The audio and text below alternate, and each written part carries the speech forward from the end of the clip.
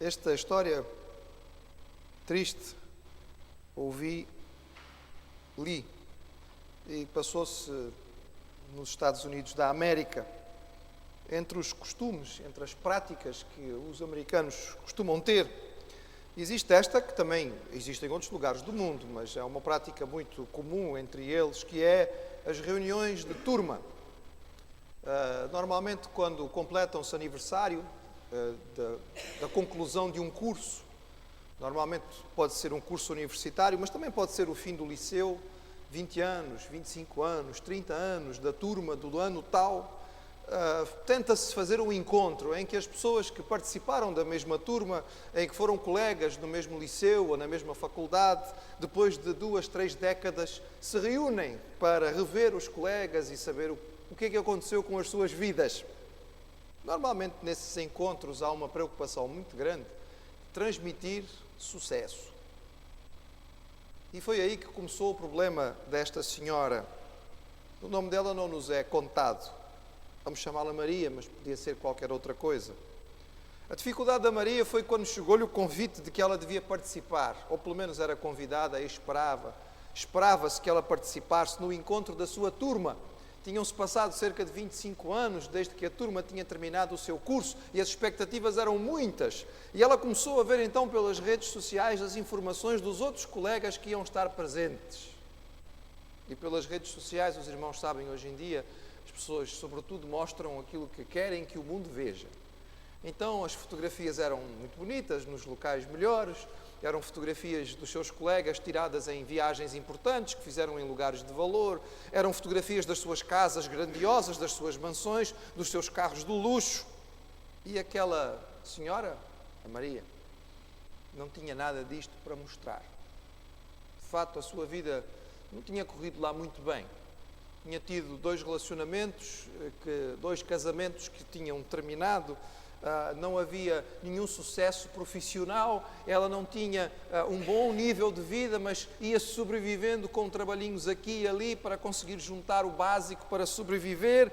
Ela tinha tido filhos, mas os seus filhos também não eram algo que ela pudesse ter grande orgulho de mostrar, e à medida que os dias foram passando e foram se aproximando, aquela data que ela precisava ter o encontro com os seus colegas, a angústia foi aumentando e foi crescendo e tornou-se tão grande.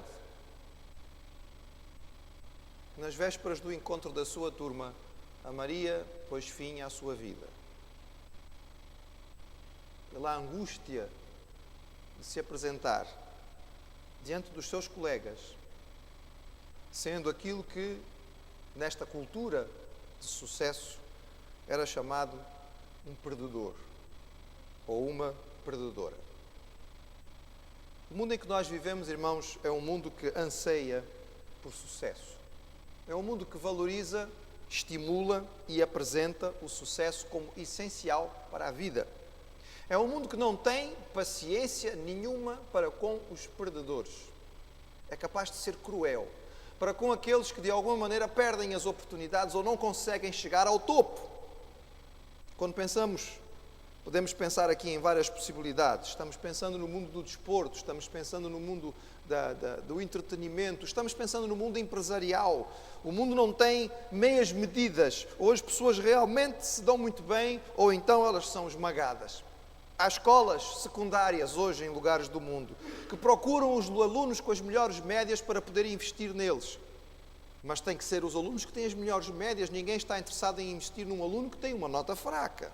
As grandes universidades americanas são vasculhadas pelas empresas à procura dos alunos excepcionais. Só os excepcionais. Esses têm emprego garantido antes de terminarem o seu curso.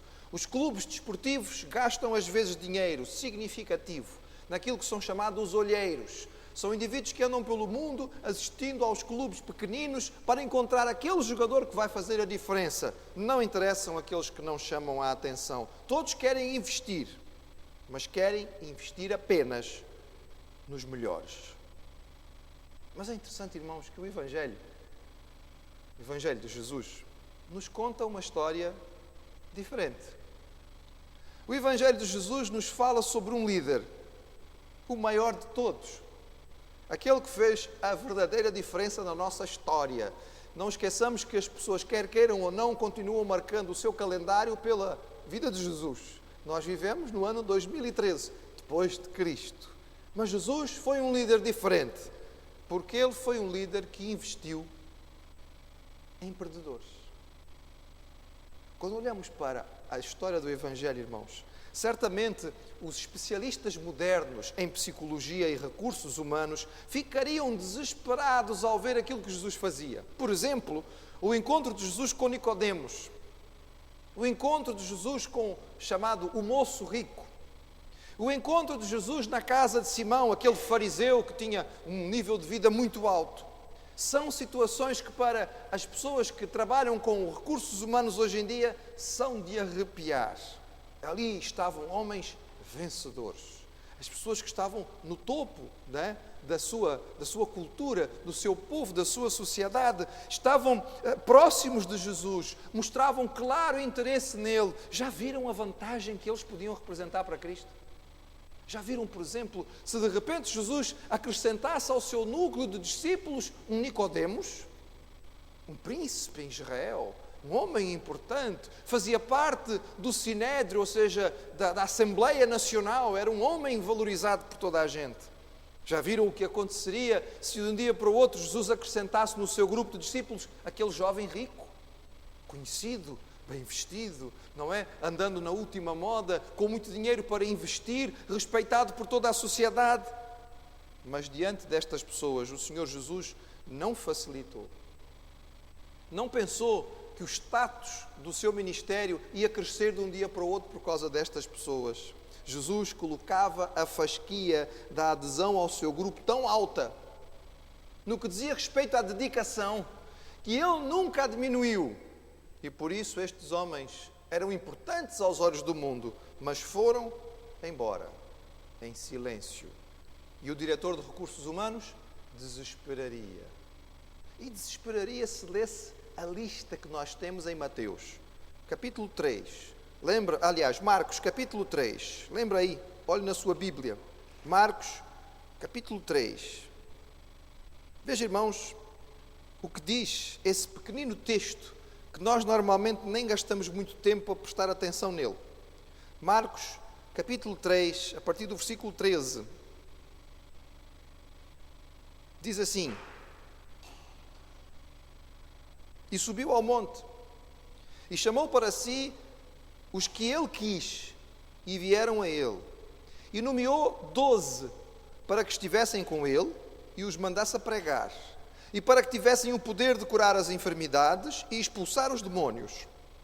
A Simão, a quem pôs o nome de Pedro, e a Tiago, filho de Zebedeu, e a João, irmão de Tiago, os quais pôs o nome de Boanerges, que significa filhos do trovão, e a André, e a Filipe, e a Bartolomeu, e a Mateus, e a Tomé, e a Tiago, filho de Alfeu, e a Tadeu, e a Simão, o cananeu, e a Judas Iscariotes, o que o entregou.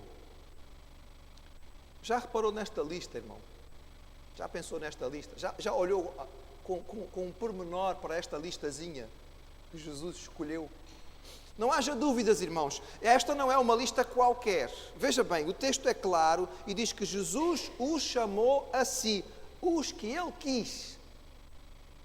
Não é que a lista dos discípulos traz um grupo de pessoas assim pouco interessante porque, olha, não veio mais ninguém, olha, foi o que sobrou, foi o que calhou, foi o que deu. Não, irmãos, havia muita gente querendo ir com Jesus, mas ele escolheu estes 12, foi ele que os selecionou. Selecionou para quê, irmãos? Olhe para aquilo que o texto diz. Eles foram escolhidos para aprender com Jesus, para pregar o Evangelho, para ter poder de curar e expulsar demónios. Jesus escolheu 12 homens, porque ele sabia que estes 12 dariam continuidade ao seu trabalho. Ele escolheu 12 homens para mudar o mundo. E quem foram os 12 homens que Jesus escolheu? Vejam novamente, irmãos. Simão, Tiago, João, André, eram pescadores. Pescadores da Galileia. Aliás, irmãos, todos estes eram galileus, com exceção de um. Só Judas não era. Judas era da Judeia. Os outros todos eram galileus. Irmãos, os galileus eram os mais desprezados. Eram os saloios lá do sítio. Eram aqueles que falavam com um sotaque muito carregado do interior e as pessoas de Jerusalém, quando os ouviam falar, riam deles. Ixi, Isto é da Galileia. Foi por isso que Pedro não pôde escapar naquele dia, quando ele tentou safar-se. Não, eu não sei quem é Jesus. Não. O teu sotaque é galileu. Vocês andavam todos juntos, porque ele também veio de lá. Porque Jesus era conhecido como o profeta que vinha da Galileia. Eles eram pescadores, eram homens rudes, irmãos. Mãos calejadas, cheiro de peixe. Conversa dura, palavras pesadas. Foram estes que Jesus escolheu. Pedro era um homem sem controle na sua língua. Estava sempre a falar, falava demais, falava sem pensar. Às vezes dizia coisas que até eram muito boas, mas de vez em quando saía cada asneira. Mas foi esse que Jesus colocou à frente dos seus discípulos. Tiago e João, irmãos, eram tão bonzinhos que Jesus os chamou filhos do trovão. Sabem porquê, irmãos? Não é que eles ferviam em pouca água, é que eles ferviam em gotas. Não precisava muita coisa, bastava ter um bocadinho que já dava para ferver. Eram os homens que estavam sempre sem paciência, não tinham paciência para nada. Mas Jesus os escolheu e colocou no seu grupo. Filipe foi o preconceituoso. Mas será? Jesus, vem alguma coisa boa de Nazaré. Um homem cheio de preconceitos e manias. Mateus era um publicano, irmãos. Era um cobrador de impostos. Era considerado um traidor entre o seu povo. Era alguém que todas as pessoas olhavam com desprezo. Os fariseus nem chegavam perto. Se vinha um publicano nesta calçada, eles atravessavam a rua para ir do outro lado. Mas Jesus chamou Mateus para o seu próprio grupo. Tomé. Os irmãos sabem, Tomé era um homem cheio de fé, não é? Até rima com o nome dele. Tinha muita capacidade de crer, desde que conseguisse ver. E ele viu muita coisa. Mas bastou não ver um bocadinho e já não acreditava mais. Simão, o Zelote. Irmãos, Simão pertencia ao partido de extrema-direita radical, que tinha escolhido a violência para expulsar os romanos da terra. Ele pertencia ao grupo onde estava, por exemplo, Barrabás. Ele acreditava que era com uma espada na mão, não é? E uma faca metida no meio das costelas dos romanos é que as coisas funcionavam. Este é o grupo que vai mudar o mundo, irmãos. Jesus investiu em perdedores segundo o mundo. E porquê? Deixa eu compartilhar com os irmãos um bocadinho do que eu creio que são as razões pelas quais Jesus investiu nos perdedores. Irmãos, eu creio que Jesus investiu nestas pessoas por muitas razões, mas provavelmente uma delas é que eles eram naquele tempo, como são hoje, a maioria. Representavam de um modo muito mais fiel a realidade da humanidade sem Deus do que qualquer outro grupo. Se Jesus tivesse selecionado um grupo de elite com alta formação intelectual, criados em berço de ouro, pessoas separadas e escolhidas a dedo, nós provavelmente teríamos que olhar e dizer assim, bem, acho que se calhar não me encaixo neste grupo. Se o nível e a fasquia das pessoas que fossem escolhidas pelo Senhor fossem do tipo Nicodemos da vida, nós certamente íamos ficar de fora. Mas o Evangelho era para todos. O Evangelho era para alcançar todas as camadas sociais. O Evangelho era para chegar essencialmente ao povo. E naquele tempo como hoje, a maioria das pessoas não estavam no topo da cadeia, não estavam lá no alto, não é, da montanha, não eram olhados como pessoas de grande sucesso e de grande fama. Eram pessoas consideradas simples, sem importância. Mas hoje em dia também, irmãos, a grande maioria de nós nunca vai chegar a aparecer na capa de uma revista. Nunca vamos ser a entrevista número 1 do telejornal. Mas o Senhor não veio para esses necessariamente. Veio para eles também, mas não por causa da sua fama. Veio para o povo. Desde o início, quando a mensagem foi dada pelos anjos, de que tinha nascido o Salvador, a mensagem dos anjos foi: eis que hoje vos trago novas de grande alegria, que será para todo o povo. É por isso que Jesus investiu nestas pessoas. Jesus investiu naqueles que o mundo não considerava vencedores, irmãos, porque estas pessoas têm a tendência de se acharem suficientes.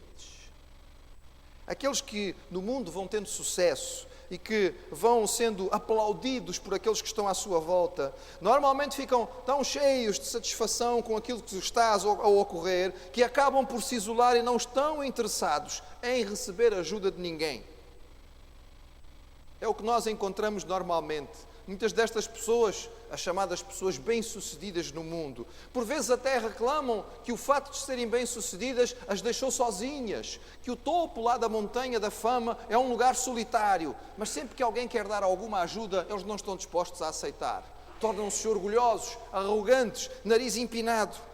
Quando encontramos com estas pessoas, e se não lhes damos a devida atenção, a pergunta que fazem imediatamente é: você sabe quem eu sou? E a nossa resposta devia ser: bem, eu sei quem é eu sou, mas eu sou não é você, porque eu sou é só um, irmãos. Este é o nome do Deus verdadeiro, foi assim que Ele se apresentou: eu sou. Mas aqueles que têm esta confiança em si mesmo não estão interessados em investir nas partes mais importantes da vida: a vida espiritual, a vida com Deus, a vida familiar. Estes vencedores não estavam dispostos a se dobrar ao senhorio de Jesus. É por isso que quando Cristo deu a resposta ao jovem rico, ele baixou a cabeça e foi embora para casa.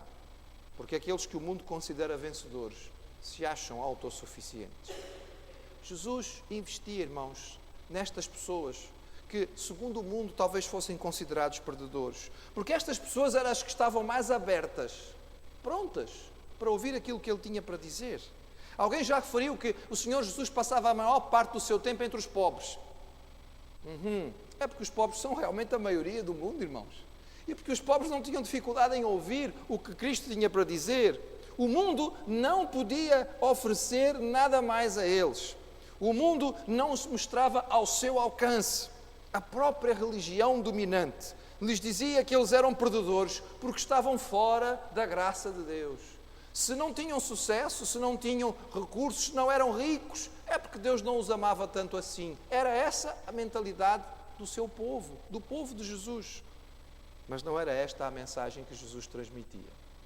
Quando Jesus falou ao seu povo naquela ocasião, em que juntou os 12 discípulos e lhes deu aquela primeira mensagem importante que seria a base da sua fé, Ele disse: bem-aventurados, felizes, a felicidade dos deuses é dos pobres de espírito. Estes que são os perdedores segundo o mundo, estes que o mundo não considera como pessoas importantes, estes estão mais perto de aceitar o senhorio de Deus, de viverem verdadeiramente o controle de Deus nas suas vidas, de experimentarem esta felicidade que é andar com Ele. Oh, irmãos, que alívio, que alegria, que boa nova realmente é quando nós ouvimos isto. Jesus investiu em vendedores, irmãos, porque Ele era capaz de ver neles o que mais ninguém via. É tão difícil nós olharmos para além da capa que normalmente está à nossa frente. Nós observamos essencialmente o vestuário das pessoas, nós olhamos para o tipo de carro que usam, ou se têm carro ou não, nós olhamos para o bairro onde as pessoas moram, mas Jesus era capaz de olhar para esta lista e não ver só aquilo que eu disse aos irmãos, Ele via mais. Ele olhava para Pedro e Ele sabia que Pedro era um homem descontrolado. Ele sabia que Pedro tinha dificuldade em controlar a sua língua. A sua língua era mais rápida que o seu pensamento. Olha que é preciso ser rápido, irmãos. Mas era no caso de Pedro. Mas Jesus via mais do que isto. Ele via neste homem descontrolado um líder dinâmico. Um homem com coragem e ousadia para se levantar diante da multidão e dizer com toda a segurança: vocês mataram o Filho de Deus, o Messias, o Salvador. Jesus era capaz de olhar para Zaqueu e ver não apenas um ladrão, um publicano dominado pela ganância e pelo desejo de ter cada vez mais riqueza. Jesus olhava para Zaqueu e não via apenas aquele homem baixinho que todos desprezavam. Jesus olhava para ele e via nele um generoso benfeitor. Um homem que seria capaz de, com os seus recursos, abençoar inúmeras vidas. É por isso, irmãos, que quando Jesus saiu de Jericó, aquele povo ficou chocado. Porque o publicano ganancioso começou a bater de porta em porta, a devolver o dinheiro e a abençoar os pobres. Porque Jesus tinha conseguido ver nele o que ninguém via. Jesus olhava para uma Madalena, possuída por vários demónios, uma mulher que certamente vivia uma vida muito, muito difícil, dominada pelo mal, mas era capaz de olhar para ela e ver nela uma discípula amorosa, dedicada, consagrada, que estaria disposta a lutar até contra os soldados romanos para ir lá colocar os últimos perfumes na sepultura do seu Senhor. Jesus era capaz de olhar para um Mateus, um publicano que sabia controlar muito bem os seus recursos e enriquecer com eles, e olhar para ele e ver: este homem vai ser um grande evangelista. Ele vai ser capaz de contar a história do Evangelho de uma forma ordeira, correta, cronológica, e isto vai ser importante para o futuro. Oh, meus irmãos, os olhos do Criador são capazes de ver o potencial de cada criatura, porque Ele nos criou e Ele sabe daquilo que nós somos capazes. Se recebermos o incentivo certo, as condições certas, sobretudo se nós tivermos a atitude certa e permitirmos que o Espírito certo, que é o Espírito de Deus, tome conta de nós.